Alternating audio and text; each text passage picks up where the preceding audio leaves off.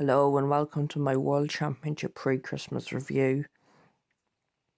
In this we will be looking back at the first and second rounds of the tournament, and I think the general feeling is that it's been a very high quality tournament so far. The standard has been brilliant as always, but it really has felt extra special to standard this year for some reason. Don't really know. I think that might just be how it feels more than anything. I think we'll start by looking through some of the first round matches, and you can see all the results here as we go through them. There were some standout performances. I thought Kevin Doherty played very well in his match against Stowe Bunce. I thought William O'Connor played well, even though it wasn't the most difficult game for him. Jeffrey de Graaf and Steve Lennon both had very impressive comebacks in their respective matches. And then there was others like Jim Williams who had basically a walkover. Like, there's no two ways about that. He did, really. And then Matt Campbell, he scraped over the line against Lawrence Alag in that match. He did his best to lose that one, but he did get over the line in the end. And obviously Luke Littler, incredible performance from him. 106 average on debut, 16 years old. Just, it's like mind-blowing, but at the same time it's not, because I kind of expected it from him, really. I expected it, personally. So I'm not even surprised. And then you see some other comfortable wins, some close ones. And yeah, I think generally, Ryan Searle played very well against Alex Spellman, who didn't play too bad himself. So Wassamina against Fallon did handle the crowd better than I expected him to. Although he didn't really show up in his next match, as I'm sure we'll come to. And then you've got like Barry Vampire coming through, Petrachko, Gotto beating Ian White. That was a bit of a surprise. Then Steve beating, he never stops, does he? He's just incredible. Still going. And Manlock Long beating Jan Van Veen was very impressive from 2 sets down, and I thought Cameron Menzies was impressive in his match against Rusty Jerk Rodriguez. So look at the second round now, and this is obviously where the top 32 seeds come in to the tournament, and well, there was some standout performances like the Michael Smith.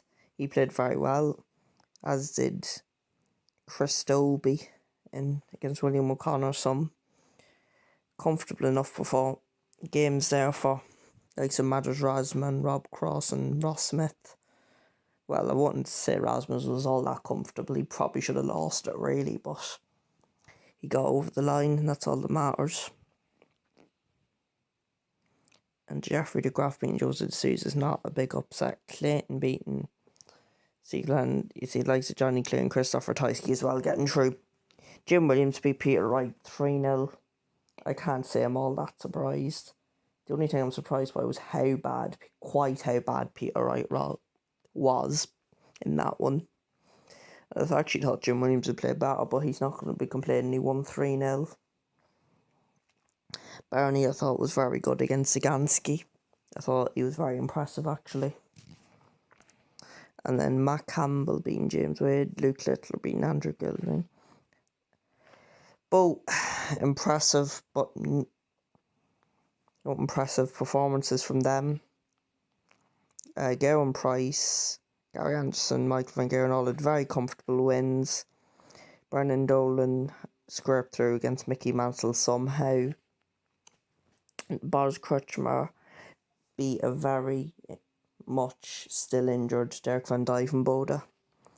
Richard Veenstra completely whitewashed Kim Huybrechts. Didn't even take a leg off him. Absolutely incredible. Hempel had a brilliant comeback against Dimitri. Stephen Bunting was absolutely unbelievably good against Ryan Joyce. 107 average in the end. Scott Williams, I thought, was particularly good as well against Danny Noppert, who I don't think really showed up. Schindler was okay against Amina. Hesse was not great against Lukeman, but he got the job done. That's all that matters. Barry Van Peer, very clinical, finishing against Josh Rock. Luke Humphries and Joe Cullen also had very comfortable wins, as well as Ryan Searle, really. Ricardo Petrachko, a good performance to beat Callan Rids. Ricky Evans beating Nathan Aspinall 3-0 is something as a result I did not see coming. But I'm absolutely delighted that Ricky Evans is finally starting to show how good he is to the world, because he is incredibly talented. It was just been just a case of getting it all together. And he's certainly shown signs that he's going to do that maybe consistently now. And Nathan Aspinall, just one of them games, really.